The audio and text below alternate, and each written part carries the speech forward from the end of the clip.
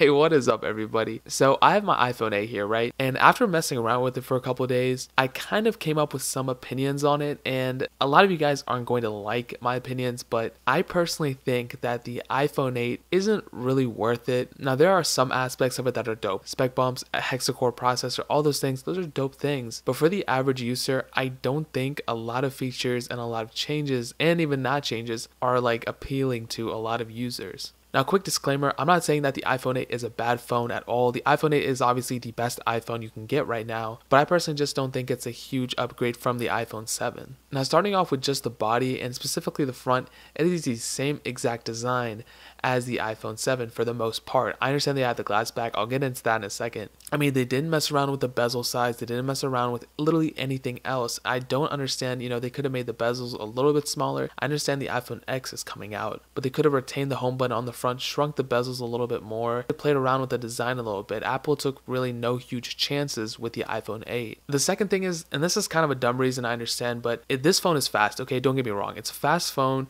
You're paying for what you get. It's going to last you for a while, but not every single person out there uses the phone to like its 100% advantage. So if you're going to go out there and play like huge, like highly intensive games, then of course like the iPhone 8 is probably up there. But for like 90% of the people watching this video, the iPhone 8 would be considered probably like too powerful, because like if you're just doing daily tasks, you're just like, chilling on Safari, playing games here and there, even highly intensive games like Dead Trigger, Mortal Kombat, whatever that is, real racing, even going back as far as the iPhone 6s, that's still pretty powerful. If you're jumping up to the iPhone 8 for speed or performance, I really don't think you'll be able to utilize everything that this iPhone 8 has to offer. So if you're about to blow almost $800 on one, I would consider your usage. I don't think it's worth $800 just for speed and processor speed alone. Another thing that I hate the most, and you guys probably already seen this video, is the glass back. Now I understand they have to have a glass back for the wireless charging. For the most part, I just don't like how much of a fingerprint sensor it is. Now I don't know if you guys can tell, you probably could be able to tell earlier, but you see these things, the iPhone is able just to pick it up in like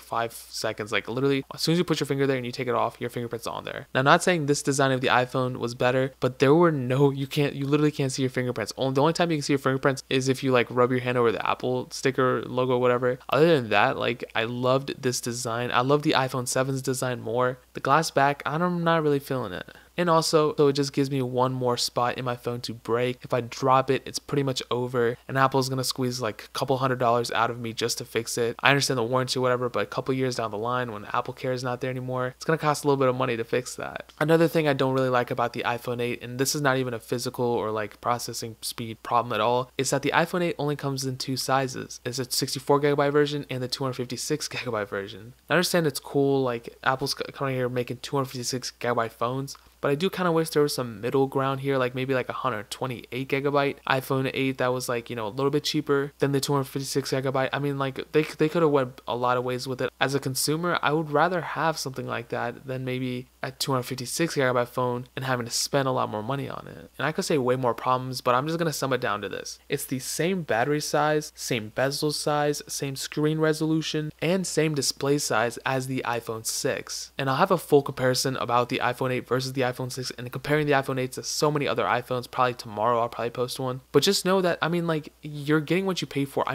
understand this phone is better. This phone has a better fingerprint sensor, better cameras, better a lot of stuff. But like I said, for the average user, for the average person who's going to be using this phone, they're probably only getting it because it's the new one. They're not getting it because they need all the speed, because they're utilizing all the speed. That's not the case at all. If you get the iPhone 8, I will say that you're I won't say you're wasting your money, but you're not getting exactly what you pay for. I paid almost $800 for this phone. I could get, how much is it, like this is a 64GB version. I could get a like 128GB iPhone 7 for like probably like $600, maybe even like $550, maybe $500. If obviously it'd be used, but still, like I would rather have that than this phone, because A, it's cheaper, and B, it costs me less money. And with that extra like $250-$300, I'll buy like a new camera lens or like a new friend or something. Like the possibilities are endless. But dude, I just don't think personally that the iPhone 8 is worth it. And going one step further, I think getting the iPhone 7 is probably one of the smarter things you can do right now. But yeah, that's pretty much it. Like I've said for the 100th time in this video, it's not a bad phone at all. The iPhone 8 is a very good phone. It's just not worth the money. I'll leave a link to the iPhone 7 in the description where you can get it for fairly cheap. I think they're on Amazon for pretty cheap, so I'll leave some links there. Go get it on there if you want to. And just to be hypocritical, I'll also have a video of like